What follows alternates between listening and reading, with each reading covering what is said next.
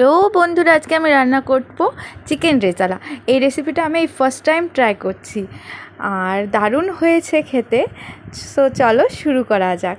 কেমন হলো তোমরাও জানিয়ে দিও।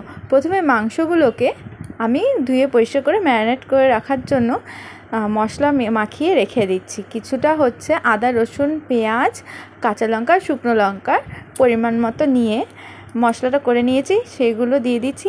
আর দিয়ে দিচ্ছি গোলমরিচের গুঁড়ো 1 চা চামচ দিয়ে এবার ভালো করে মাখিয়ে আধ ঘন্টার জন্য আমি রেখে দিয়েছি।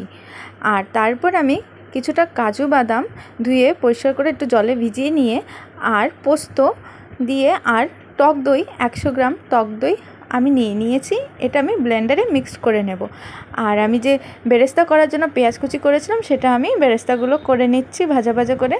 এরপর টক দইয়ের যে মিশ্রণটা ছিল তার মধ্যে আমি কিছুটা বেরেস্তা দিয়ে দিচ্ছি। বেরেস্তাগুলোকে আমি 3 ভাগ করে নিয়েছি। 1 ভাগ রান্নায় দেব, 1 ভাগ মশলার মধ্যে দেব, আর 1 ভাগ পরে লাস্টে দিয়ে দেব। এবার যে মাংসটা রেখে দিয়েছিলাম সেটা আমি তেলের মধ্যে হালকা ভেজে নিচ্ছি, তাহলে গন্ধটা খুব সুন্দর আসে। পরপর করে আমি সবগুলো ভাজা ভাজা করে নিয়েছি, নিয়ে তুলে রেখে দিয়েছি। এবার তেলের মধ্যে সেই তেলে ফোড়ন দিয়ে দিচ্ছি তেজপাতা, গোটা গরম মশলা, দারচিনি, এলাচ আর লবঙ্গ। তারপর আমি দিয়ে দিচ্ছি সেই যে পেস্ট করে রেখে দিয়েছিলাম আদা, রসুন, পেঁয়াজ, কাঁচা লঙ্কা, শুকনো লঙ্কার, সেটা আমি দিয়ে দিচ্ছি। ভালো করে নাড়াচাড়া করে নিচ্ছি আর সামান্য পরিমাণ কাশ্মীরি লঙ্কার গুঁড়ো দিয়ে দিচ্ছি হালকা কালার আসার জন্য। এবার তেল ছেড়ে আসার জন্য অপেক্ষা করছি, কারণ তেলটা যখনই ছেড়ে আসবে ভাববে যে তোমার মশলাটা কষে কষে আসছে আর মানে মশলা কাঁচা ভাবটা চলে যাচ্ছে।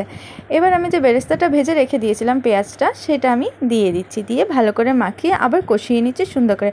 আর হ্যাঁ বন্ধুরা, আমার ভিডিওটা কিন্তু ভালো লাগলে লাইক, কমেন্ট, শেয়ার করতেই হবে। ভালো লাগুক আর না লাগুক একটা কমেন্ট কিন্তু করে যেতেই হবে তোমাদের, নয়তো কিন্তু খুব রাগ করব। এবার আমি কিছু আলু ছোট ছোট পিস করে কেটে রেখে দিয়েছিলাম, সেটাও আমি দিয়ে দেবো। এরপর ভেজে রাখা মাংসগুলো আমি তার মধ্যে দিয়ে দিচ্ছি। সুন্দরভাবে মাংসগুলোকে মশলার সাথে মিশিয়ে নিচ্ছি। আমি একটু ভয়ে ভয়ে রান্না করছিলাম, জানি না এই ফার্স্ট টাইম রান্না করব কীরকম হবে। তারপর সেই ভাজা আলুগুলো আমি এর মধ্যে দিয়ে দিচ্ছি আর স্বাদ মতো লবণও দিয়ে দিয়েছি। আমি লবণটা এখন কম দিয়েছি কারণ আমি আগে মশলার সাথে একটু লবণ মিক্স করে দিয়েছিলাম।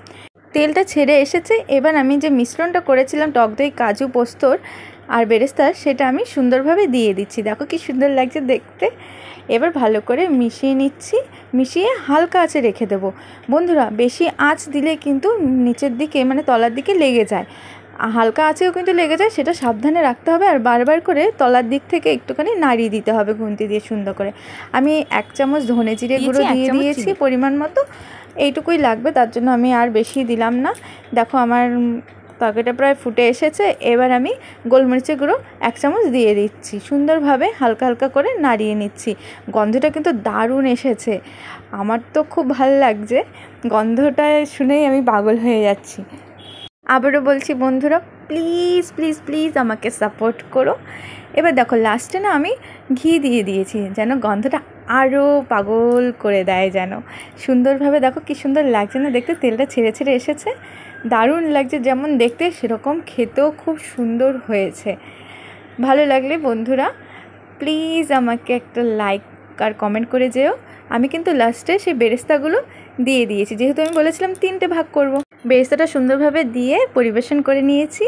তোমরা জানিও কেমন লাগলো। পরের ভিডিও শীঘ্রই আসছে।